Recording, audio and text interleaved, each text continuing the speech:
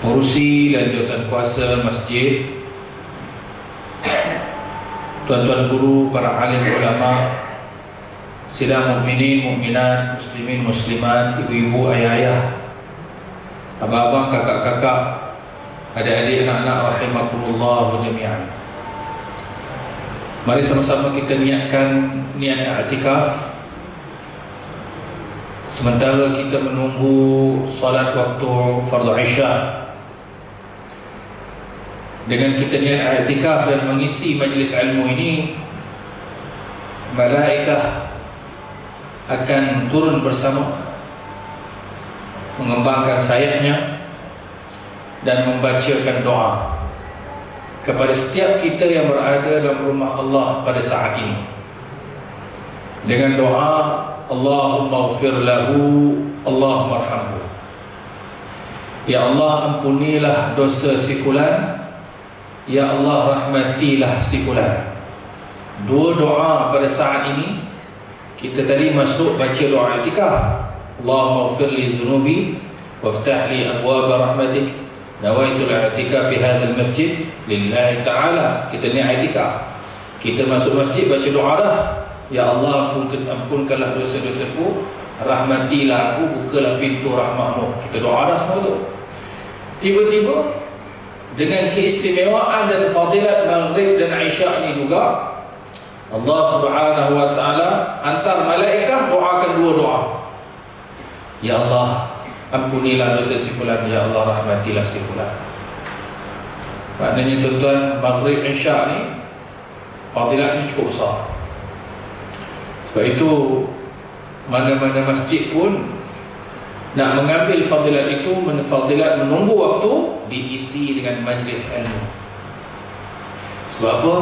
Fadilatnya satu. Yang keduanya, nak tunggu dalam banyak-banyak waktu yang kita boleh tunggu. Biasanya maghrib isya. Isya nak ke subuh, jarang tunggu tak? Ada orang tunggu isya lagi ke subuh. Itu kalau anda betul lah. Ya Allah bagi dan mudahkan urusan hidup dia ni, kuat ibadah ni, dia boleh tunggu isya sampai subuh. Hebat, dahsyat. Kalau kita boleh berada dalam zon itu, alhamdulillah. Kalau tak boleh berada dalam zon tu, paling kurang maghrib ke isya tu kita dapat tunggu untuk mengambil fadilat. Zuhur asar pun jarang juga. Biasa lepas zuhur orang lebur saya. Subuh ke zuhur sama juga, orang kerja, orang menebah, orang menoreh. Itulah waktunya pun. Maknanya dalam banyak ruang waktu yang ada untuk mengambil fadilat menunggu waktu ini, adalah waktu yang paling baik adalah maghrib dan isya. Paling kurang itulah. Sebab itu tuan-tuan, tanamkan azam kita, paling kurang maghrib isya kita menunggu waktu dan kita mengisi dengan ilmu. Kita sambung pengajian kita pada hadis yang ke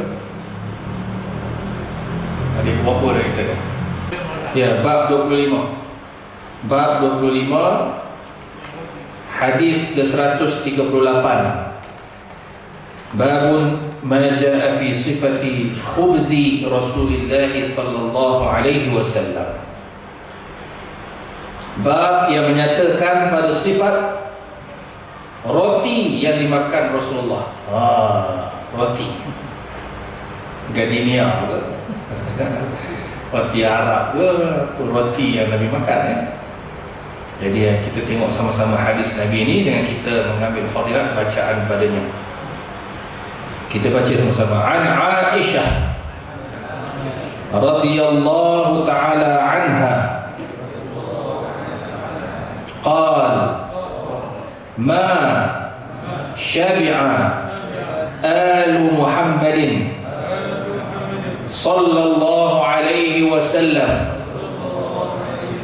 min khubz asy-sya'iri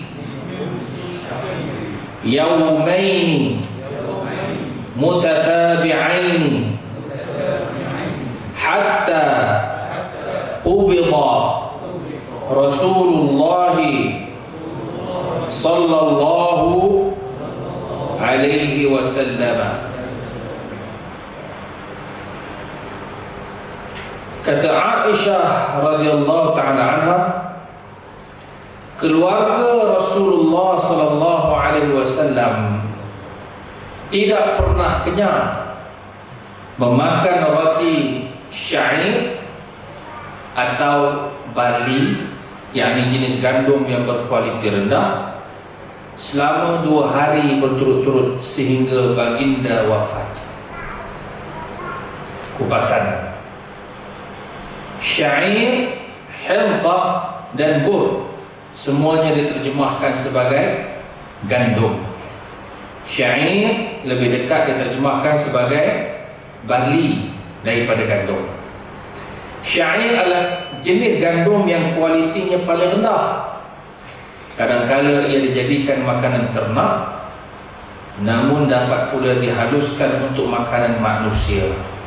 Walaupun kualitinya paling rendah, barley atau jelai mengandung banyak protein, vitamin dan mineral.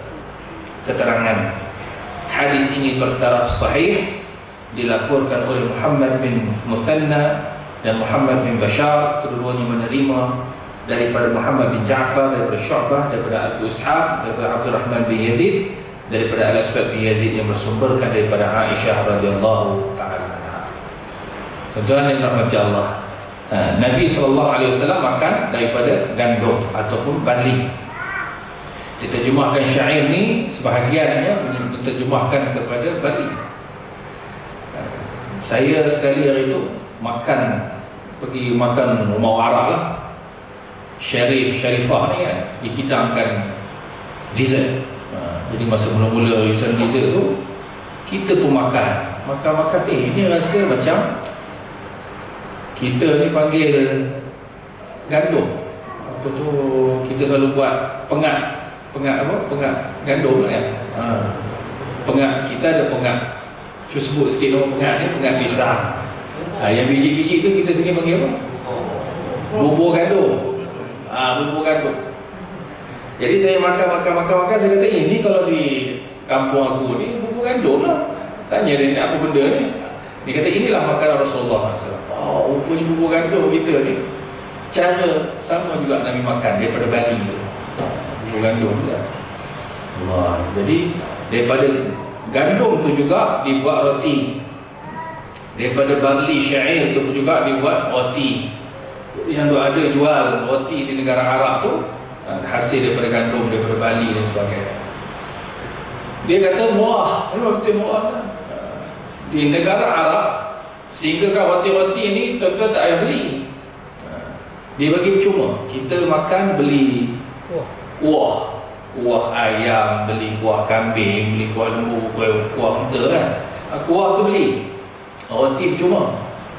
Kita sini roti beli, kuah percuma. Dia terbalik. Tuan-tuan pergi sana memang macam tu PL dia. Kadang kita kata aku nak beli roti tak, dia kata kau kena beli kuah. Jadi beli kuah RM5 ke, RM5 ke, RM10 ke, roti tu dia bagi percuma. Dan pernah berlaku di orang Arab ni, antara wakaf yang dia paling suka adalah wakaf roti, selain daripada wakaf air. Wakaf air ni dia suka buat. Orang Arab juga dia suka wakaf roti tu. Kilang roti tu dia bukan jual. Tujuan roti tu dia nak wakafkan. Sebab tu tuan-tuan pergi makan dekat negara Arab, roti ni cuma je dia bagi makan. Dia tak jual. Raja-raja dulu macam tu, dia akan wakafkan kilang, buat kilang roti besar-besar, bagi roti secara percuma. Antara yang terkenal dengan amalan ni ialah Syekh ataupun Raja Faisal. Apa kenal Raja Faisal? Raja Faisal Ali Saud, anak Raja Saud yang paling tawaduk, yang paling hebat, yang paling tegas. Sampai Amerika pun takut dengan dia. Dia kata, kalau korang buat lebih kurang je dengan Palestin, aku akan tutup petrol. Tak bagi hantar, kerana senjata dia petrol, aku tak hantar petrol. Itu Raja Faisal.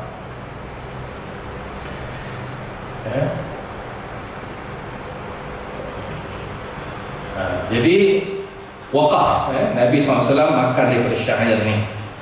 Jadi kita pun yang roti ada ni, dia petik daripada gandum. Dia kata Roti kita ni pun dah campur-campur lah.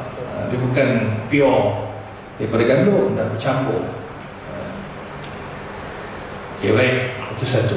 Hadis yang ke-139. An Abu Umamah Al-Bahili berkata, "Ma kana yafdulu an ahli baiti Rasulullah sallallahu alaihi wasallam khubz asy-sya'ir." Tidak pernah ada lebihan roti gandum syair di rumah keluarga Rasulullah sallallahu alaihi wasallam. Ya. Jadi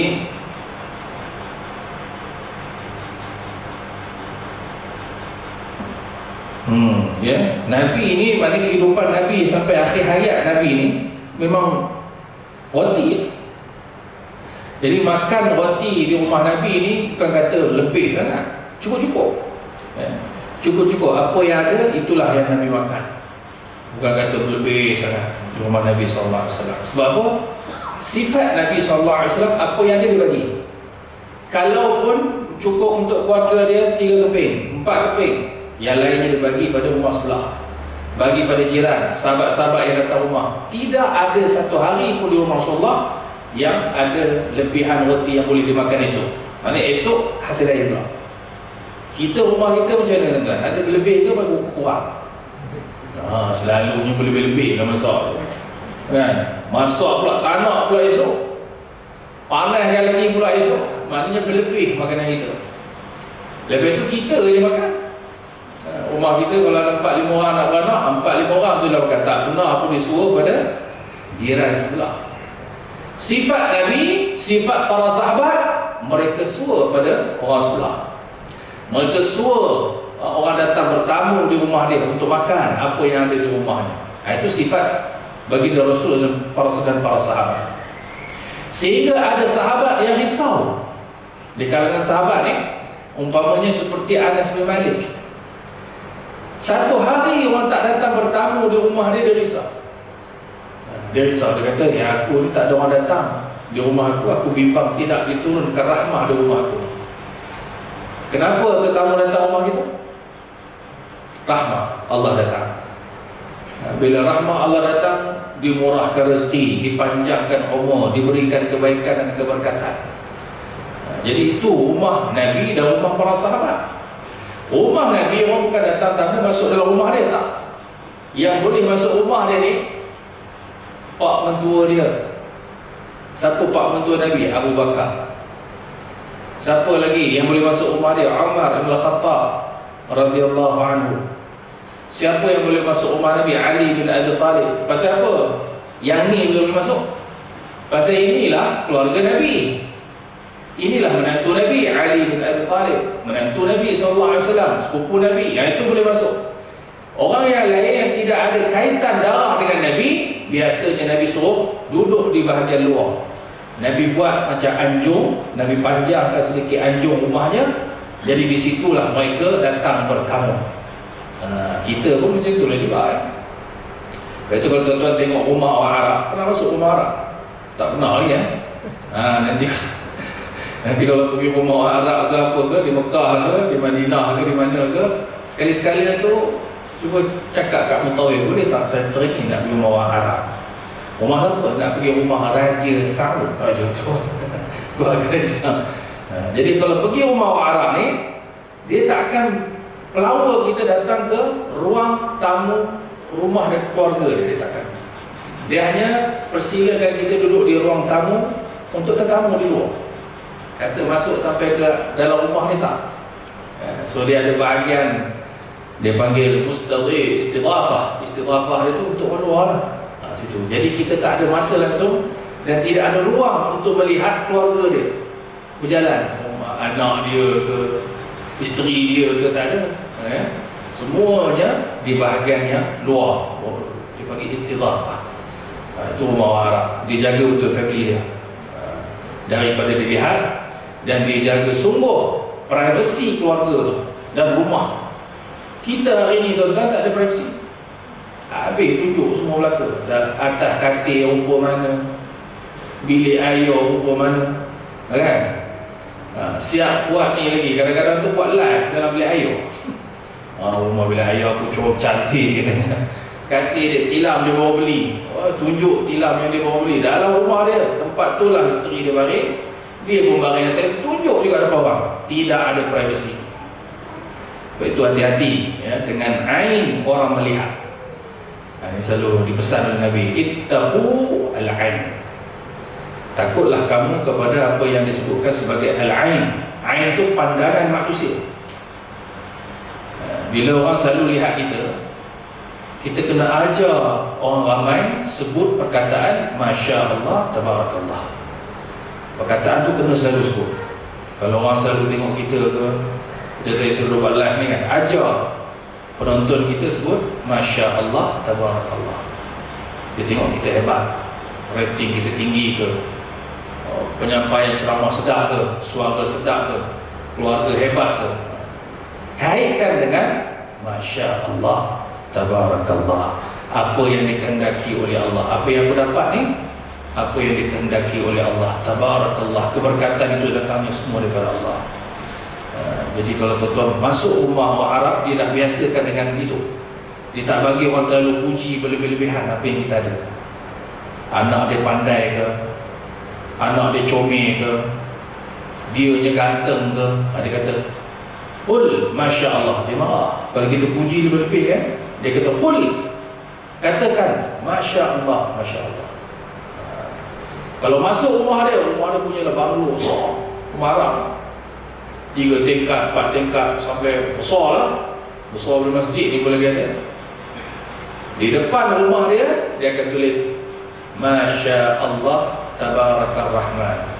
Dia akan tulis biasa tu dekat gate dia ke, ataupun depan pintu gerbang rumah dia ke, Masya Allah, Tabarakallah. Jadi siapa yang tengok hebatnya rumah dia, orang akan sebut selalu benda tu, supaya tidak berlaku ain. Ain itu apa? Pandangan manusia. Ada pandangan manusia, dia memuji, tidak mengkeji. Tetapi ada pandangan manusia yang mengkeji dan ada dendam dalamnya dan iri hati. Yang itu bimbang tu. Bila ada dendam, iri hati, tak suka, bukan semua pandangan manusia itu suka. Maka kita latih semua pandangan-pandangan itu dengan mengaitkan semua yang kita dapat itu adalah daripada kebesaran Allah Subhanahu wa taala. Latih sebut Masya Allah, Tabarakallah.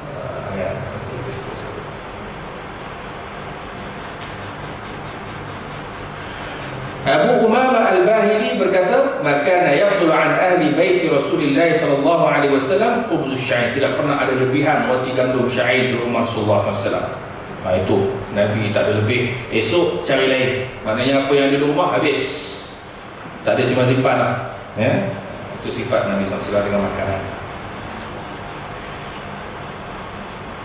Hadis ke-140, Abdullah bin Abbas berkata, "Kana Rasulullah sallallahu alaihi wasallam yabitul layali al-mutatabi'ati tawiyan huwa wa ahluhu la yajiduna 'asha'an wa kana aktharu khubzihim khubz asy-sya'ir." Rasulullah sallallahu alaihi wasallam dan keluarganya pernah menahan lapar selama beberapa malam berturut-turut kerana tidak mendapat makanan untuk makan malam. Jenis roti yang sering mereka makan adalah roti syair barli. Pernah juga Rasulullah SAW ni Nabi tahan lapar. Ada masa sampai 2 hari, ada masa langsung dah habis, ada masa berhari-hari disebut ya. Pernah Nabi tahan tak makan berapa malam berturut-turut kerana tidak dapat makanan untuk makan malam. Jenis roti yang sering Nabi makan adalah roti syair barli, yang ini gandum yang berkualiti paling rendah. Ya. Macam kita lah, kalau berat pun beza lah. Betul ya? Kita gandum jarang lah kita makan kan. Sekilo berapa gandum? Kalau gandum tepung gandum saya tahu. Kalau gandum betul-betul ni berapa? Gandum, biji gandum kali sekilo berapa sekarang? Paket berapa? Di sekilo lah kita tahu. Oh? RM1 lebih ya?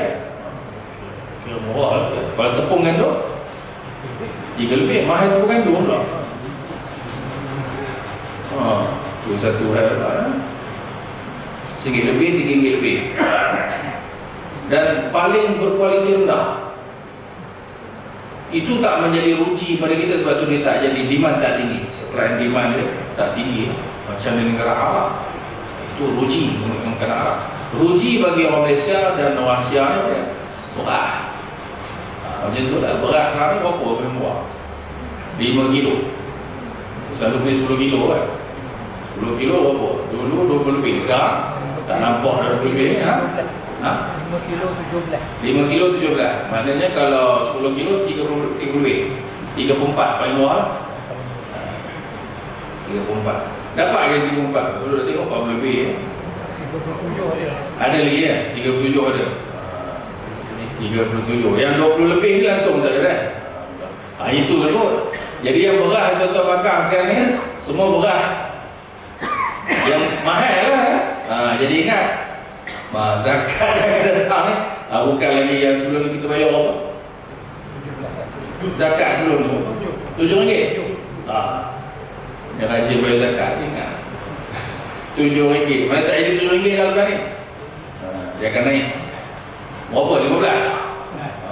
15. Tambah orang kecil manis lagi mahal. Rupanya orang kecil manis ni kaya. Beras ada pemahal, semua benda lah mahal. Gula tak makan gula putih, gula merah, stevia, mahal orang kecil manis. Jadi maknanya zakat kita pun akan berubah mengikut ruji kita yang kita makan. Bayar lebih lah lepas ni tuan-tuan. Hadis 140, Abdullah bin Abbas berkata, ini dah saya baca tadi ya, baca tadi. Hadis 141 pula. Hadis 141. Kita baca sama-sama. An Sahal bin Sa'ad pernah ditanya, akala Rasulullah sallallahu alaihi wasallam النقية يعني الحوار. فقال سهل ما رأى رسول الله صلى الله عليه وسلم النقية حتى لقي الله عز وجل. فقيل له هل كانت لكم مناخل على عهد رسول الله صلى الله عليه وسلم؟ قال ما كانت لنا مناخل. قيل كيف كنتم تصنعون بالشعير؟ قال كنا ننفخه فيطير منه ما طار ثم نعجنه.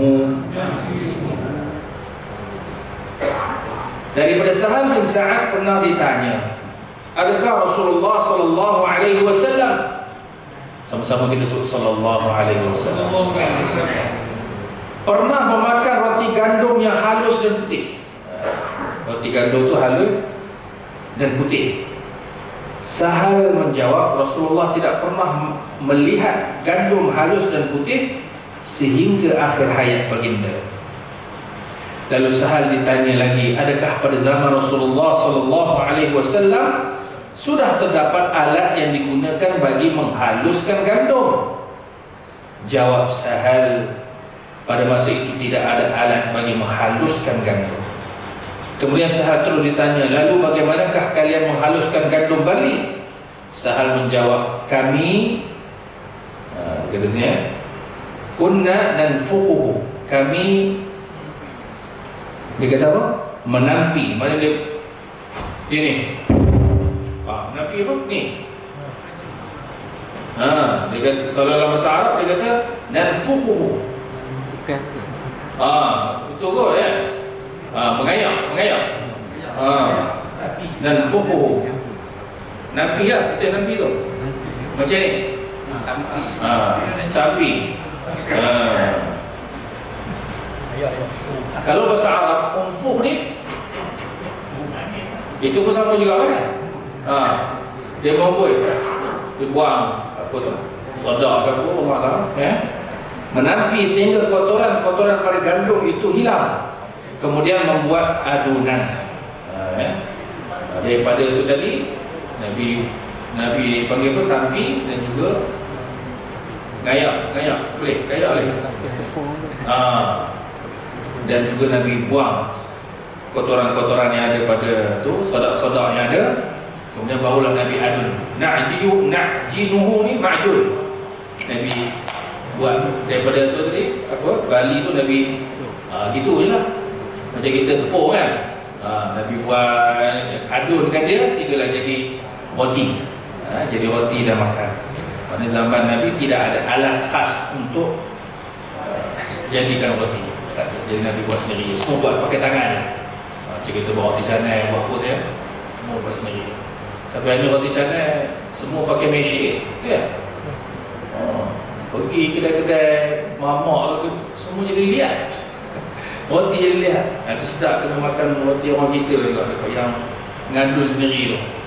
Itu juga yang sedap. Lembut apa ya. Kalau pergi tempat lain, ya Allah, lihat. Pasal apa? Dah pakai mesin semua ya. Keluar-keluar dah siap satu kotak. Kan? Rupanya tangan ni yang sedap, makanan yang sedap. Kita roti canai sedap sini mana?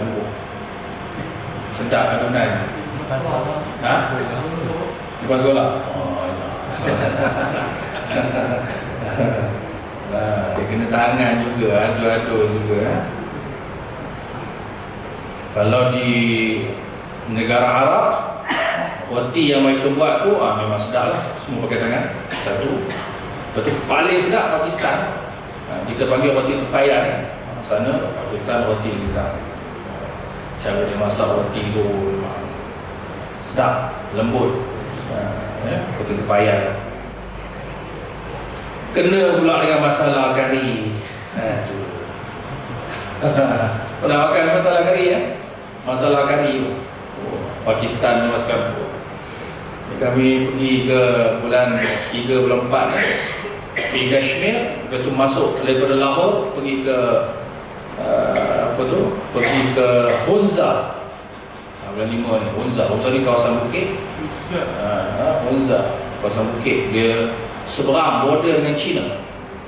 Jadi orang-orang di northern Pakistan ni yang jenis kulit-kulit putih macam cerita Hindustan, Bajrani Baijan. So, apa best bila kita pergi tempat-tempat ni? Satu, Islam tu.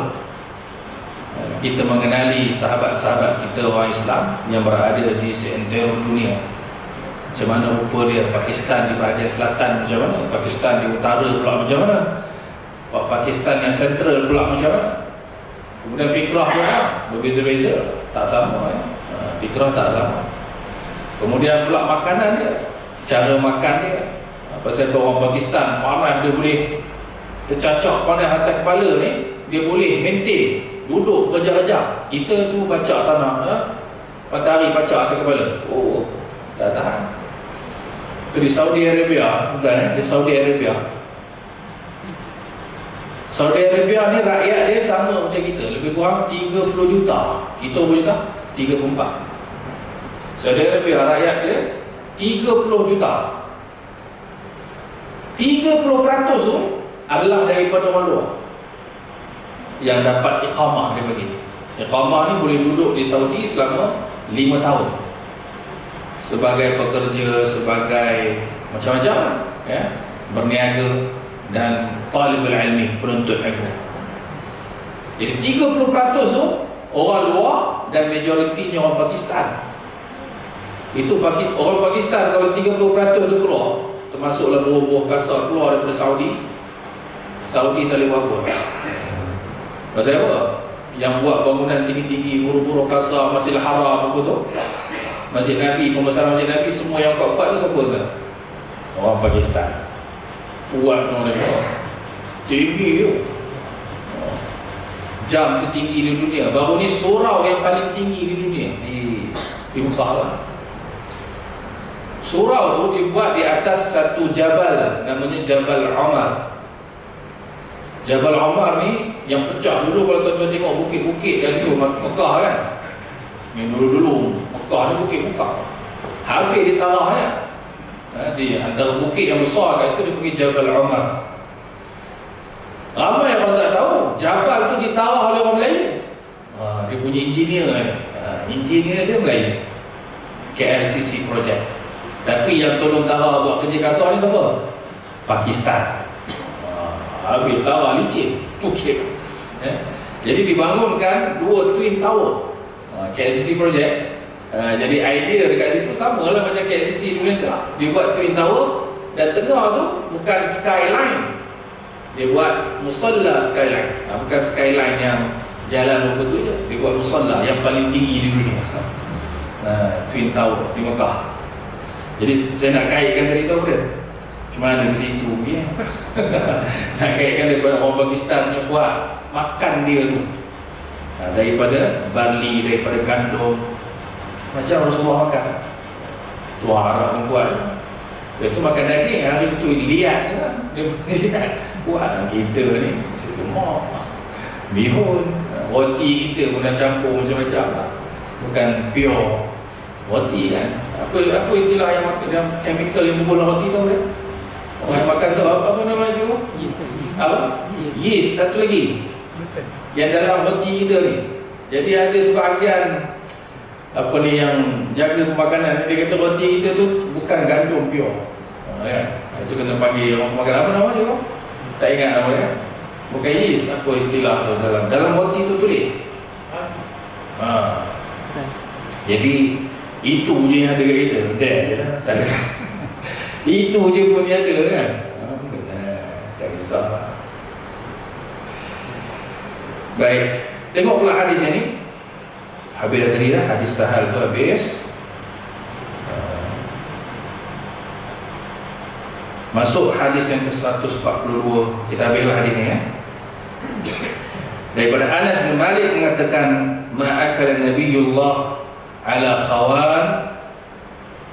Sini tak ada bunyi ni ya, belum lagi syarat ya. Ma'akala Nabiullah ala khiwan wala fi sukur rujah wala khubiza lahu muraqqaqun. Qala faqultu liqatadah fa'alam kanu ya'kuluna. Qala ala hadhihi as-safar. Rasulullah SAW tidak pernah makan di atas meja makan. Rasulullah tak pernah makan di meja makan. Dan tidak pernah menggunakan piring kecil. Tengok pula hadis ni. Pada zaman dulu, majoriti kaum bangsawan Arab bermegah-megah ketika makan dengan menggunakan meja makan, supaya kepala dapat mendongak ke atas, atau mereka menggunakan piring kecil yang diletakkan di atas meja dan makan sambil bersandar. Mereka bersombong-sombong dalam hal makanan. So kita baca habis lah hadis tu ya. Jadi zaman Nabi sendiri tak pernah makan atas meja, tak pernah makan pakai pinggan ya. Baginda juga tidak pernah dihidangkan roti daripada gandum halus. Maksudnya Nabi makan macam mana rakyat marahin makan, itu yang kita makan. Azan dulu ke? Azan, silakan. Nanti kita ulang ni. Jangan lepas ni tuan-tuan buang meja dalam rumah. Apa hal buang meja? Kami baru belajar hadis, Nabi tak makan atas meja. Sudah. Sebab tu kena dengar ke pasal. Silakan. Kalau tuan-tuan baca hadis ini sepintas lalu tanpa memahami konteks, bahaya. Kita baca hadis kena tengok dua keadaan. Satu, teks hadis. Yang kedua, konteks hadis.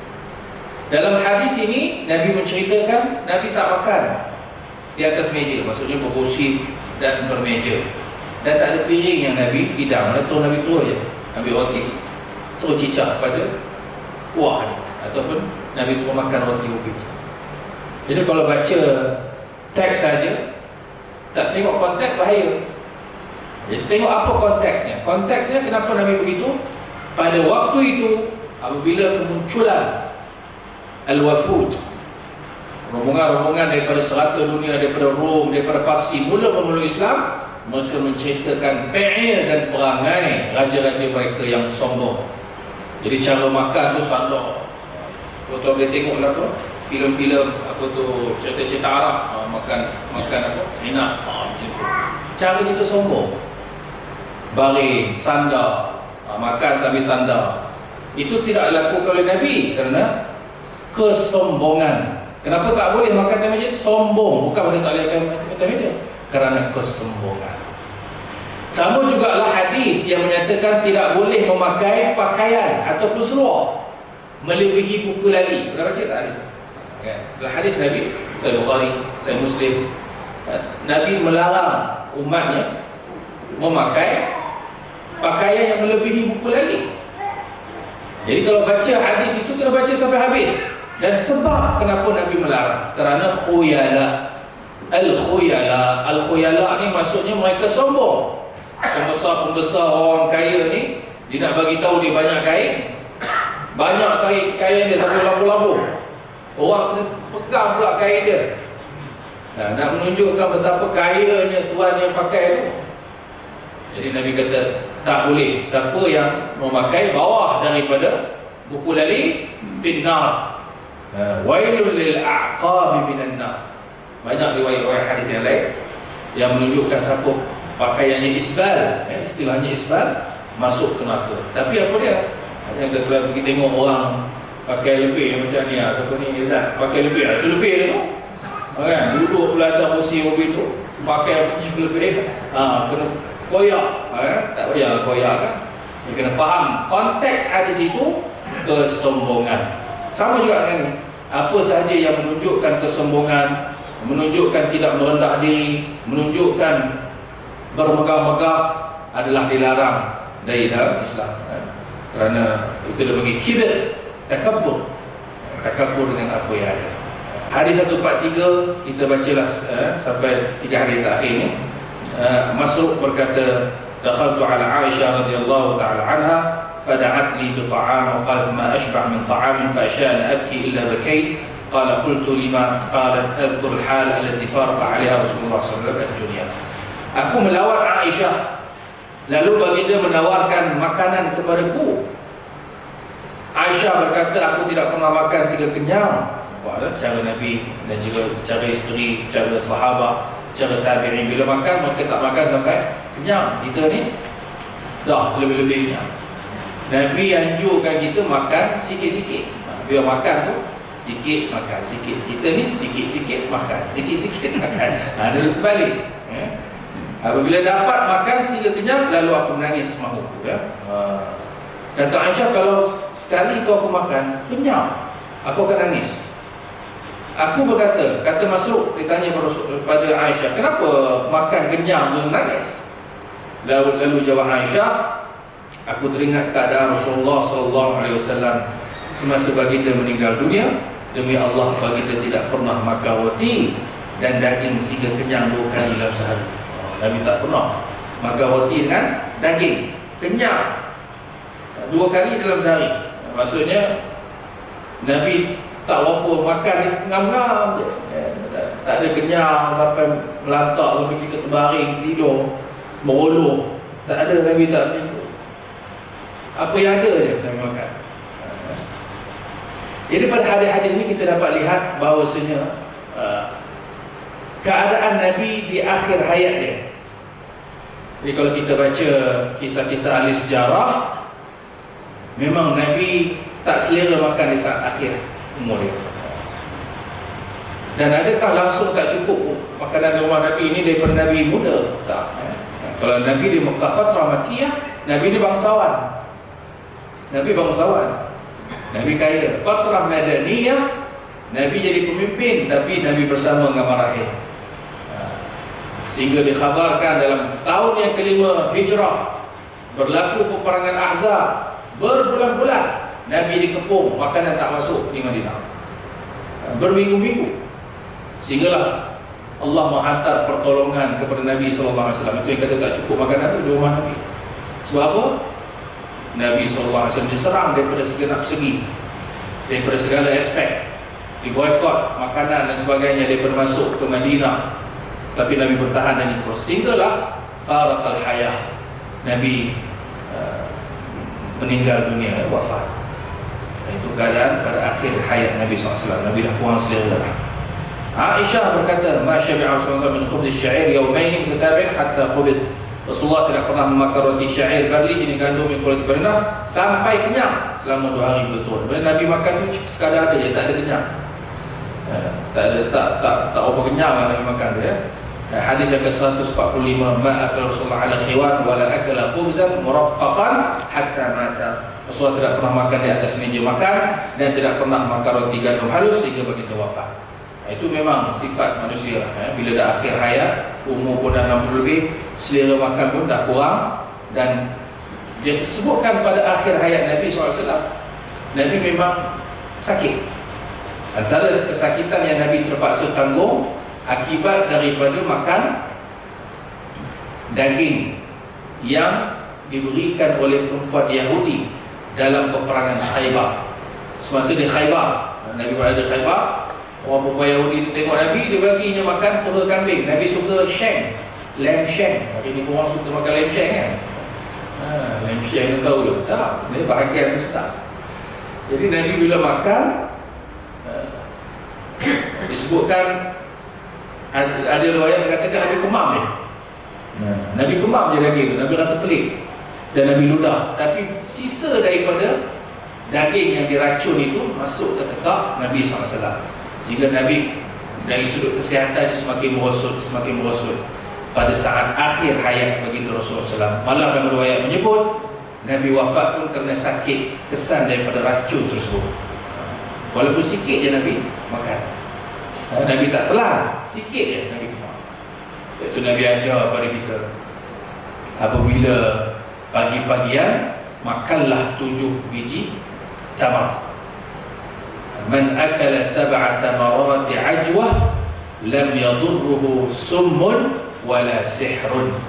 Siapa yang makan paginya 7 biji tamar ajwah, maka dia tidak terkena sihir dan juga racun. Itu keistimewaan ajwah. Ni kita nak masuk Ramadan ni kan, carilah ajwah ke, barni ke, ambar ke, yang terbaik daripada Madinah ni cari. InsyaAllah nanti kita pun nak bawa stok untuk sebarkan tuan-tuan. Bolehlah makan ya, ajwah, al-barni, ambar, rotana daripada Madinah, bumi Madinah ya. Baru ni saya pergi ke kebun Sayyidina Uthman, Bi'ru Uthman. Sayyidina Uthman ni, tanah dia masa zaman dia hidup punya kayanya Sayyidina Uthman ni 1/5 kota Madinah. Madinah tu 1/5 tanah Sayyidina Uthman. Yang lain tu sahabat lain Nabi bahagian. Punya banyak je tanah dia. Jadi kebun dia baru ni kita pergi makan daripada ajwah dia. Daripada kebun Bi'ru Uthman. Dia dekat saja dengan Masjid Al-Qiblatain. Kalau ada kesempatan pergi Madinah, cakap dekat Mutawi, boleh tak nak pergi Bi'ru Uthman, kebun Sayyidina Uthman yang hari ini dijaga oleh Syarif, keturunan dia lah, Ahli Bait. Jadi mudah-mudahan Allah Subhanahu Wa Taala memberkati, merahmati kita semua. Saya buka 1-2 soalan jika ada soalan sebelum kita tutup. Kita tutup pada bab yang ke-26. Tak tuan-tuan tak ada pada semua buku lah. Nanti mana tahu dapat buku ni, saya ingat yang akan datang ni, lauk yang dimakan oleh Rasulullah. Kita hari ini belajar tentang roti, itu lauk pula. Ada beberapa lauk kita Ustaz. Mereka makan apa tadi? Kari. Selemak, ada gobi tu. Atau macam mana cara hidam ataupun lauk bagi Rasul. Kita bertemu bulan depan ni, dalam Ramadan ke apa? Syaban ni. Syaban ni ya. Kita jumpa pada bulan Syaban pula, insya-Allah. Saya buka 1-2 soalan. Kalau salah. Kasih dah. Pada riwayat tentang Rasulullah itu sifatnya umi. Umi huruf, nanya bukan huruf. Apa maksud dalam Quran sebut huwallazi ba'atsa fil ummiyina rasulan yatlu 'alaihim ayatihi wa yuzakkihim. Nabi ini diutuskan ke dalam bangsa yang buta huruf. Ummi itu buta huruf, tidak boleh membaca. Jadi adakah Nabi SAW juga tak boleh baca? Dan tak boleh menulis? Okey, baik. Nabi SAW, Allah jadikan dia tak boleh menulis, tapi Nabi boleh baca. Menyebut cara Nabi baca tu bukan daripada tulisan. Cara Nabi SAW menulis, dan Nabi tak boleh tulis seperti orang lain. Jadi hal ini diberikan kecaman oleh orientalis. Kamu ikut satu Nabi yang tak boleh membaca dan tak boleh menulis. Satu, apa hikmahnya? Kita tengok hikmah. Hikmahnya Nabi ummi, illiterate. Sebab apa? Kerana bangsa dia begitu. Satu. Yang kedua, supaya orang tidak menuduh Nabi lah yang merekayasa Al-Quran. Nabi yang mereka Quran tu. Sebab dia dah boleh baca, dia boleh tulis, dia boleh tulis. Sebaliknya Nabi tak boleh menulis. Nabi dibantu oleh penulis-penulis. Antaranya siapa? Zaid bin Haritha, Usamah bin Zaid. Ini penulis-penulis Katibul Wahyi yang menulis untuk Nabi SAW. Itu hikmah dia. Jadi menafikan segala tuduhan Quraisy, segala tuduhan Bani Israel terhadap Nabi, Nabi lah yang ikut Quran. Itu pertama. Nabi SAW boleh baca, tapi bukan boleh baca daripada teks. Cara Nabi membaca adalah daripada lantunan suara. Jadi Quran Nabi boleh baca. Nabi boleh baca Quran. Kaf ya ain sad alif lam mim. Macam mana Nabi baca tu? Nabi bukan baca dengan adanya Quran depan mata, tak. Nabi hanya membaca melalui lantunan suara. Jadi kekuatan Nabi SAW adalah pada audio. Ni audio Nabi ni. Nabi dengar je, Nabi boleh baca. Buktinya macam orang buta. Orang buta tak pernah baca Quran, tapi macam mana dia boleh lantunkan sebiji Quran yang kita baca ni. Sebiji-sebiji. Sebab dia dengar. Itulah kaedah hafazan Al-Quran. Siapa yang nak hafaz Quran, kekuatan orang paling kuat kita nak hafaz ni daripada mendengar berbanding dengan membaca. Ada orang dia kena baca dulu, itu visual dia panggil. Ada orang dia kena dengar. Dan bukti yang paling kuat kenapa dengar lebih kuat, anak kita. Cuba tengok, anak kita dia tak boleh baca lagi, tapi dia dengar Quran, dia boleh baca.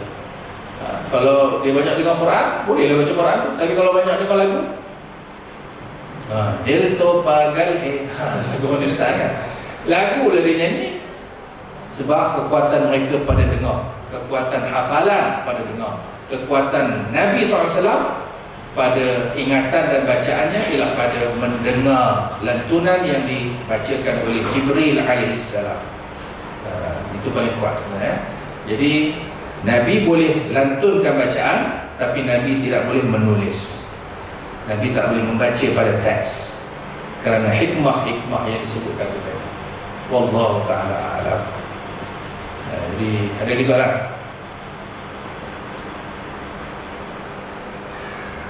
Jadi mudah-mudahan Allah berkati masa dan waktu kita.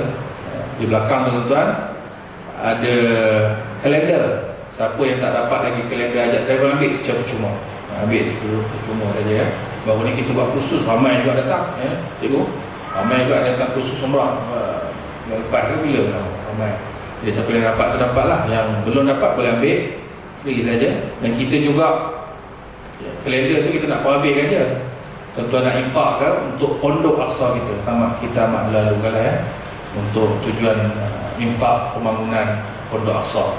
Jadi mudah-mudahan segala bantuan untuk berikan Allah Subhanahu wa taala panjangkan pahalanya insya-Allah berkali-kali. Wallahu a'lam bishawab. Wassalamualaikum. Bismillahirrahmanirrahim. Ya. Yang benda Aqsa dah siap belum? Oi, belum dah siap. Belum ya. Kalau tak ada minta rumah. Dah siap tak ada minta rumah. Bismillahirrahmanirrahim. Allahumma faqihna fid din wa 'allimna ta'wil wa ihdina as-siratal mustaqim. Siratal ladzina an'amta 'alaihim minan nabiyyin was-siddiqin wasyuhada'i was-salihin wa hasuna ulaika rafiqa. Ya arhamar rahimin. Sallallahu ala Muhammad wa ala alihi wa sahbihi wa barik wa sallim. Walhamdulillahirabbil alamin. Allahu minna.